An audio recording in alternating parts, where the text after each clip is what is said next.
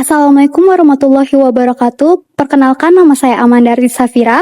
Nama saya Yusuf Hadi Permana. Nama saya Intan Novalinda. Di sini kami akan mempersembahkan dokumenter yang berjudul Indonesia Berbahasa. Selamat menyaksikan. Di negeri yang membentang dari Sabang hingga Merauke, ribuan pulau menyimpan kekayaan bahasa daerah yang berwarna-warni. Namun, di tengah keberagaman itu, satu bahasa menyatukan kita semua, bahasa Indonesia. Dokumenter ini akan menguak perjalanan panjangnya sebagai jembatan persatuan bangsa dari akar sejarah hingga kedudukannya dalam konstitusi. Mari kita telusuri bahwa bahasa ini bukan sekedar alat komunikasi, tapi jiwa kebangsaan kita. Bahasa Indonesia berasal dari bahasa Melayu kuno yang sudah dipakai sejak abad ke-7 sebagai bahasa pergaulan dan perdagangan di Nusantara, terutama pada masa kerajaan Sriwijaya dan Majapahit. Seiring waktu, Melayu Riau berkembang menjadi bahasa diplomasi dan sastra. Puncaknya terjadi pada 28 Oktober 1928 lewat Sumpah Pemuda, saat para pemuda berikrar satu nusa, satu bangsa, satu bahasa. Bahasa Melayu kemudian dipilih sebagai dasar bahasa Indonesia dan terus disempurnakan lewat berbagai kongres bahasa. Dari ejaan Van Ophuijsen hingga ejaan yang disempurnakan tahun 1972. Dari awalnya hanya alat komunikasi, bahasa Indonesia terus berkembang menjadi simbol persatuan dan semangat kemerdekaan. Bayangkan suasana di Gedung Sumpah Pemuda di Jakarta pada tahun 1928. Gedung itu dipenuhi oleh anak-anak muda dari berbagai daerah di Indonesia. Mereka datang dengan latar belakang bahasa dan budaya yang berbeda, tetapi punya satu tujuan yang sama, yaitu persatuan. Di tengah suasana yang penuh semangat, Sugondo Joyopuspito berdiri dan membacakan ikrar Sumpah Pemuda yang berbunyi, "Kami, putra dan putri Indonesia, mengaku bertumpah darah satu, tanah air Indonesia." Ikrar ini menjadi momen penting karena untuk pertama kalinya para pemuda sepakat memakai satu bahasa bersama, yaitu bahasa Indonesia.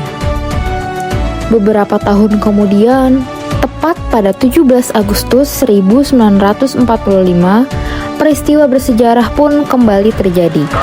Soekarno membacakan teks proklamasi kemerdekaan. Namun, yang istimewanya adalah proklamasi itu dibacakan menggunakan bahasa Indonesia, bukan bahasa Belanda ataupun Jepang yang sebelumnya pernah digunakan oleh para penjajah.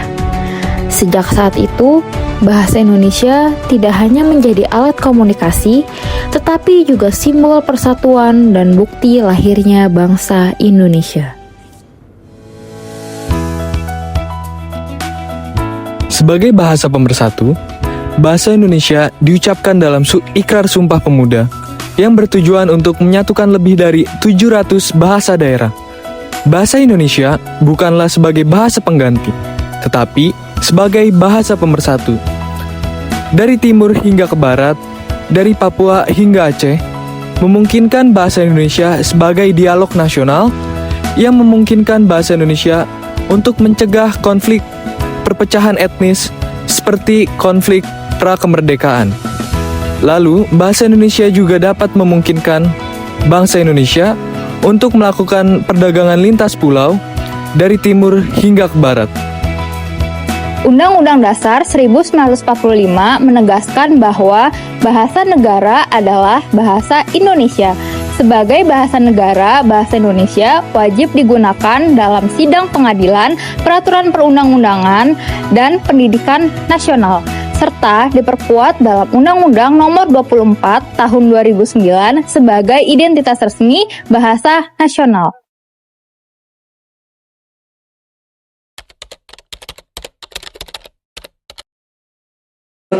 Bahasa Indonesia penting bagi konstitusi satu, karena bahasa Indonesia kan sebenarnya merupakan bahasa resmi negara dan merupakan bahasa yang merupakan fondasi dari konstitusi. dengan pemahaman bahasa Indonesia yang tepat, sehingga interpretasi terhadap konstitusi itu tidak salah arah. Ya kan? Jadi memang sebagai satu-satu bahasa adalah bahasa Indonesia. Itu memang sesuatu yang wajar. Bagaimana kita bisa menggunakan bahasa Indonesia yang benar, bahkan juga untuk penafsiran sesuai dengan kaidah bahasa Indonesia. Menurut saya seperti itu. Kali ini saya akan mewawancarai salah satu staf dari Biro Perpustakaan. Selamat siang, dengan Mas siapa namanya? Nama saya Risti. Oke. Saya mau bertanya, bagaimana peran sejarah dalam membentuk bahasa Indonesia sebagai pemersatu? Ya, jadi menurut saya peran sejarah itu sendiri sangat penting karena mengingat bahwa di zaman dahulu, di saat kita berada di masa kerajaan, kita itu sudah terbiasa menggunakan bahasa Melayu dalam percakapan sehari-hari. Dan di saat kita kedatangan dari bangsa kolonial, kita itu membutuhkan satu bahasa, satu alat komunikasi yang dimana kita bisa berkomunikasi antar suku, antar ras, dan antar agama seperti itu. Dan melalui Sumpah Pemuda, dari situ dirumuskan bahwa bahasa Indonesia merupakan bahasa pemersatu yang bisa digunakan dalam bangsa Indonesia ini. Dan sampai sekarang ini akan tetap terus digunakan seperti itu. Oke, baik. Terima kasih banyak, Oke, Mas. sama-sama. Kali ini, kelompok kami ingin mewawancarai seorang mahasiswa Universitas Mercu Buana.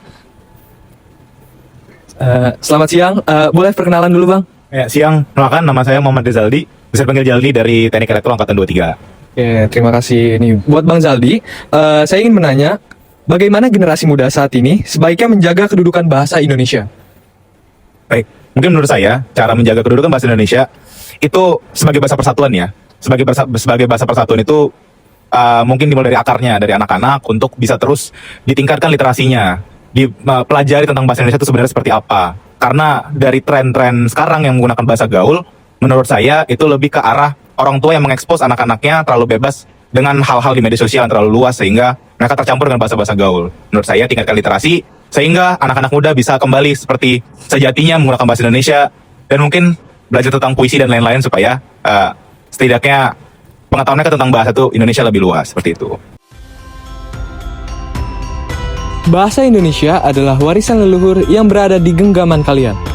Bahasa nasional bukan beban masa lalu, tapi senjata masa depan yang menyatukan ide, membangun inovasi, dan mempertahankan identitas bangsa. Jangan biarkan bahasa asing merenggut bahasa kita. Dan jadikan bahasa nasional sebagai tren di media sosial serta podcast yang kreatif. Dengan bahasa, satukan suara 270 juta jiwa. Satu bangsa, satu bahasa.